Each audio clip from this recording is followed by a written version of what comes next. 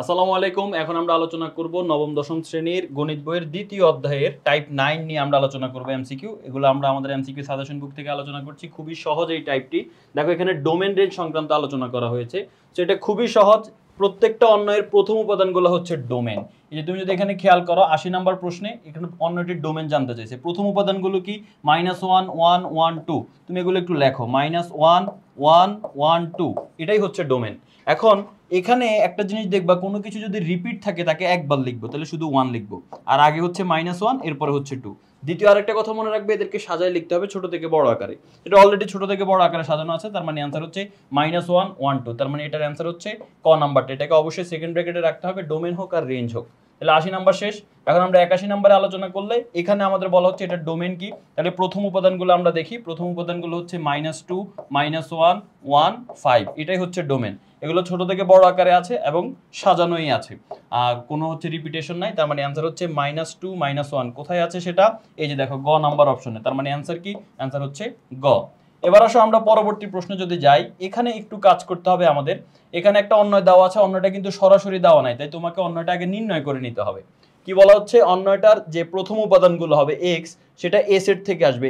X belongs to A, এক্সটা A সেটে belong করে, ওয়াইটাও এ সেটে বিলং করে। আর একটা শর্ত দিয়ে দিয়েছে ওয়াই এর মান হচ্ছে এক্স স্কোয়ার। তো এখন আমরা আগে অন্যটা নির্ণয় করি। তো প্রথমে তুমি এখানে একটা টেবিল অঙ্কন করবা। সেই টেবিলে প্রথমে লিখবা এক্স, তারপরে লিখবা ওয়াই। আর আমাদের শর্তটা দিয়ে দিয়েছে কি? Y equal to X square. তো আমরা এখানে প্রথমে এক্স এর মানগুলো বসাই ফেলবো। কোত্থেকে? দেখো এখানে বলা আছে এক্স এ সেট থেকে বিলং করে, অর্থাৎ এ সেটে যতগুলো উপাদান আছে এক্স এর মান আমরা প্রথমে সেগুলো বসাই দিব। তো আমরা এখানে দেখতে পাচ্ছি 6টা উপাদান আছে, -3 -2 থেকে +2 পর্যন্ত। তো আমরা 6টা উপাদান এক্স এর মধ্যে বসিয়ে দেই। তাহলে -3 -2 -1 0 1 2। এবার ওয়াই এর মান কোত্থেকে? ওয়াই এর মানটা হবে এই সমীকরণ থেকে। তো ওয়াই এর মান কিভাবে? এক্স এর উপর যদি স্কোয়ার করি তাহলে সেটা ওয়াই এর মান। -3 কে যদি আমরা স্কোয়ার করি তাহলে সেটা হয়ে যাবে +9। -2 কে যদি আমরা স্কোয়ার করি তাহলে সেটা হবে +4। -1 কে স্কোয়ার করলে +1, 0 কে স্কোয়ার করলে 0, 1 কে স্কোয়ার করলে 1, 2 কে স্কোয়ার করলে 4। তাহলে ওয়াই এর মান আমরা নির্ণয় করে ফেললাম এই শর্ত থেকে। এবার তুমি চেক করবা, এখানে আরেকটা কথা বলা আছে ওয়াই এ সেট থেকে বিলং করে। ওয়াই এর যে মানগুলো হবে সেগুলো এ সেটে থাকতে হবে। এখন তুমি ওয়াই এর যে মানগুলো বের করছো এগুলো সব এ সেটে আছে কিনা দেখো। ওয়াই এর মান 9, এ সেটে কিন্তু কোনো 9 নাই, তার মানে এটা আমরা নিতে পারবো না। তার পরবর্তী দেখো ওয়াই এর মান 4, এ সেটে কোনো 4 নাই, এটা আমরা নিতে পারবো না। ওয়াই এর মান 1 0 1, এগুলো কিন্তু নিতে পারবো কারণ এ সেটে 1 0 1 আছে। এই যে দেখো 1 আছে, 0 আছে, আবারও 1 আছে। কিন্তু এই যে ওয়াই এর মান সর্বশেষ 4, এটা কিন্তু আমরা নিতে পারবো না। কেন? এই সেটের মধ্যে কিন্তু 4 নাই, তাহলে এটাও বাদ।